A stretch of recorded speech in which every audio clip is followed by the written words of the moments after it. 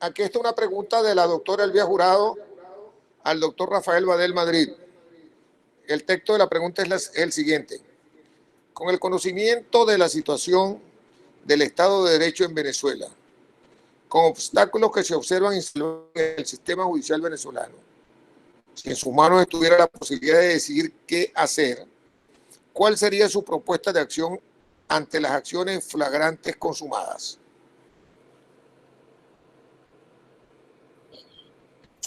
Bueno, muchas gracias por la pregunta. Muy interesante la pregunta y muy densa en lo que podría ser su respuesta. Bueno, hay que volver al Estado de Derecho. Estamos en un estado de desorden constitucional total y absoluto.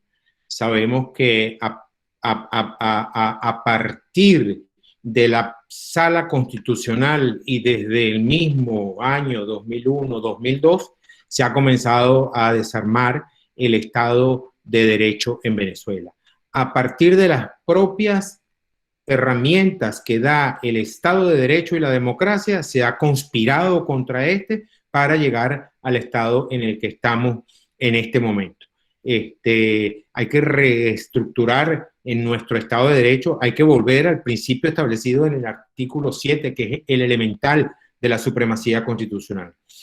Lo primero que habría que hacer es desarmar el gran arma que tiene la revolución, que es su sala constitucional del Tribunal Supremo de Justicia.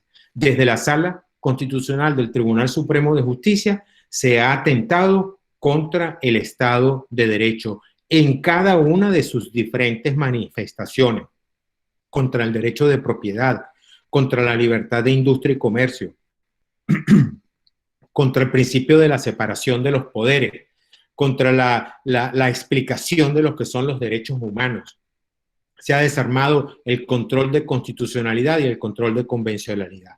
Yo no sé cómo se hace esto, obviamente, porque hay que predicar las vías pacíficas, hay que predicar las vías que están dentro del Estado de Derecho, pero es necesario restablecer el orden constitucional.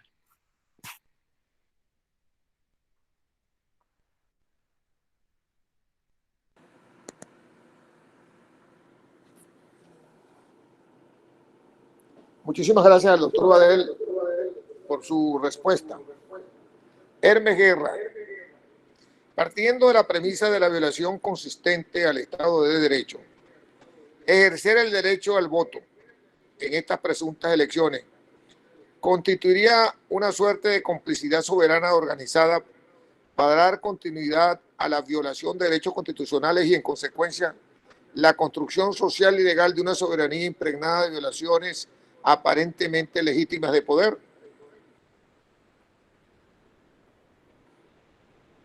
La pregunta es para mí, de nuevo. Sí, la pregunta es para usted. Gracias, doctor Rondoja. Muy buena la pregunta. Bueno, mire, hay ocasiones en las que uno se pregunta entre voto o no voto, abstención o votar. Este no es un caso en el que la tesitura sea esa, votar o no votar. Este es un caso en el que hay que impedir las elecciones, que es muy distinto. Es muy distinto a unas votaciones en las que puede no creerse por algunas razones, es muy distinto a abstenerse por otras consideraciones. En este caso, de lo que se trata es que el evento electoral es totalmente inconstitucional. El evento electoral ha sido montado de manera inconstitucional por una sala inconstitucional y con los partidos políticos totalmente intervenidos. De manera que no hay ninguna de las garantías que definen o explican lo que es un proceso electoral para considerar que eso a lo que nos están llamando es un proceso electoral. El dilema no es votar o no votar. El dilema es que no hayan elecciones.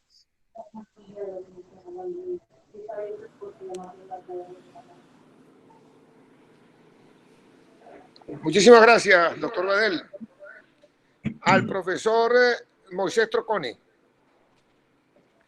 del profesor Ero del Campo. Bueno, se trata de unas felicitaciones a todos los ponentes, excelente evento. Y aquí hay una pregunta dirigida a cualquiera de los ponentes. de la licenciada Sol Zavala. Buenas tardes. Y si estamos desde hace muchos años ante la violación de la Constitución Nacional y el secuestro de todos los poderes del Estado, ¿cuál será para usted la salida? ¿A qué ley recurrimos? Auxilio. Cuando los escucho me llena de regocijo saber que hay hombres y mujeres de honor. Dios los bendiga.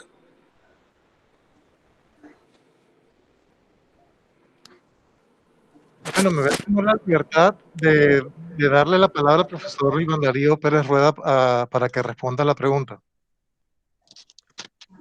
Bueno, cuando Sol Zavala, te refería, cuando uno revisa el texto constitucional, señala que cualquier persona, cualquier ciudadano, investido o no de autoridad, puede desconocer la violación que puedan hacer los órganos del poder público o cualquier sujeto distinto al poder público por la violación del texto constitucional. Creo que los ponentes hoy señalaron el conjunto de inconstitucionalidades que se derivan, en primer lugar, de la propia designación en su momento determinado de los integrantes del Tribunal Supremo de Justicia, de algunos de los integrantes del Tribunal Supremo de Justicia. Y luego, por supuesto, hay una violación de orden constitucional en todos y cada uno de los aspectos que han sido tratados, de tal manera que puede desconocerse cualquier régimen o cualquier órgano del poder público que actúe en violación del orden constitucional. Es un deber de todos los ciudadanos, investidos o no de autoridad. A ver si el doctor Rafael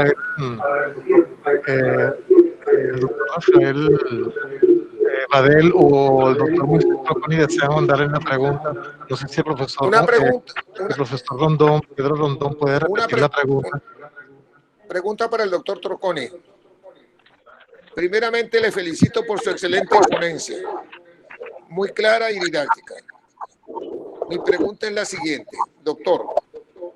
¿Estaría usted de acuerdo en que a esos magistrados se les abra un juicio por los daños causados a los venezolanos, por las evidentes y reiteradas violaciones de sus derechos humanos en las distintas sentencias a las cuales usted se refirió? Obviamente que ese proceso debería llevar a cabo una vez que recuperemos el sistema de libertades y el Estado de Derecho. Agradezco su respuesta atentamente, abogado y profesor universitario Emilio Donaire, desde San Juan de los Morros, Estado Guárico. Gracias.